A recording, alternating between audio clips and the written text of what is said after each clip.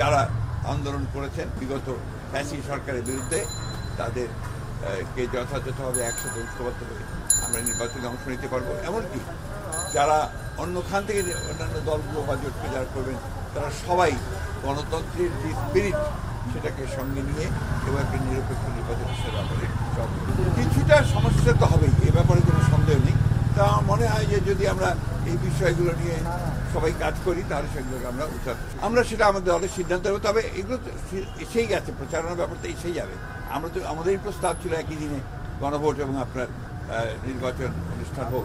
নিঃসন্দেহে অত্যন্ত আনন্দের দিন একটা। আমি তো সেই দিনই প্রথমে বলেছি যে আমরা আশ্বস্ত, এই কথা আমি আপনাদের কিন্তু বরাবরই বলেছি যে নির্বাচনের ব্যাপারে আমার কোনো আপনার আশঙ্কা নেই, আপনার কোনো রকমের আমি ভুগছি না যে নির্বাচন হবে কি হবে না।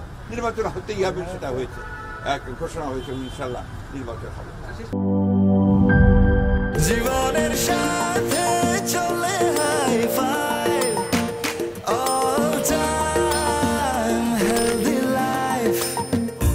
নিশ্চিন্তে খান স্বাস্থ্যকর অল টাইম পান। All time healthy life.